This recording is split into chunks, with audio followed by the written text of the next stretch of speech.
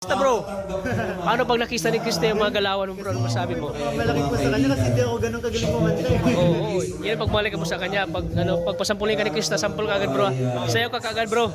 Nagpag-practice na ako. Ang daming nag-ano sa inyo bro, kailan na yung part 2?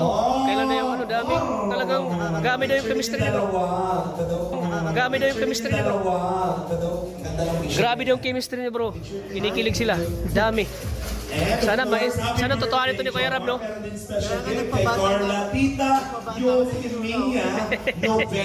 Bata ka na tingnan, bro. Mukha na akong ano. Para ka na 21. Antayin na lang natin hindi ba niya na babawin nun sa sayaw? Sa sayaw din na babawi, sa sayaw daw. Papakita niya ng mga matinding galawan no si Krista. Kinabahan kasi siya daw eh. Nag-live akong kumakanta kasama ko. Pero babawi ka bro, babawi ka pag balik natin doon. Napakabait ni Papa Joms, walang pagbabago. Kaya nga parang kumbaga parang magkapatid na kami kasi alam mo, sabihin ko sa'yo ha. Magkaedad kayo ni Papa Joms, no? Alam mo ba kuya, dito nasabi, unahan ko na yung vlog niya. Oo. Kasi nagkasakit ako, hindi dapat ang makakasama sa sayaw. Oo. Pinuntahan niya ako sa bahay, dinala niya ako sa ospital. Dinala ka niya? Nung isang araw lang. Oo. Anong sakit mo? Trangkaso na... Huwag mo kasing isipin si Krista. Okay, iniisip mo si Krista eh. Hindi naman. Oo. Ayan, pero masasabi mo bro na... Pero kuya, sabihin ko lang kasi syempre madami mga nangyari kanina. Oo. Sana... Daming kinikilig sa inyong dalawa. Hindi wala.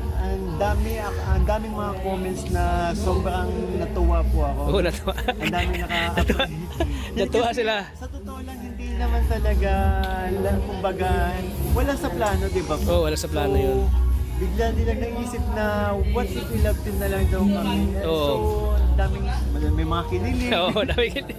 Grabe bro, ang dami halos comment doon bro. Bagay kayo bro, may chemistry kayo, dami. Di po ba ninyo alam na sobrang kinakabahan ako doon? Kasi sobrang galing talaga ni Krista. Nakakatuwa nga kasi nakakatuwa din kasi ako yung napili ni Kalinga Prab na makipag-usap kay Krista. Wala siya maano doon, kundi ikaw lang. Alam si Papa doon, si Papa doon ay may join. Ikaw lang talaga. Oo. Pilit kay Boss, hindi kakanta yun sa... Wala, napakabait na tao ni Krista, Kuya Tata. Tsaka napaka-talented. Napaka-talented yun.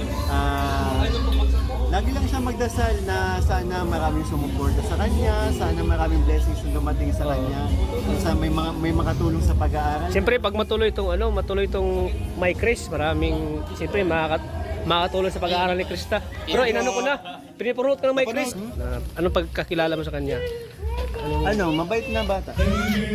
Mabait na bata si Krista kasi alam mo yun yung ang gaan ng aura niya.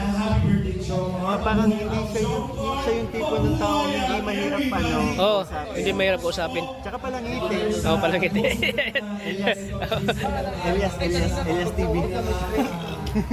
Niya talagang para sa pamilya, ginagawa niya lahat. Para lang mapoprovide niya. Gusto ko pa siya makilala. Yan! Grabe! Pero, siyempre, si Kalinga Prab ng bahala dyan, no? Grabe. Pakita mo bro yung, grabe oh. Ayan bro, sana, okay lang ba mag-message kay Chris? Message ka bro. Gusto ko naman siya nung galingan. Lang ako eh. At saka siguro usap kami, pili kami na song. Yup, complete package na yun. Yan ang hinangaan ko kay maganda pa. Maganda pa si Krista. Matalino. Pag tinatanong ni Kalinga Prab, talagang nakakasagot agad siya eh. Oo nga eh. Wala ka nang hanapin pang iba. Krista na. Kay Krista na.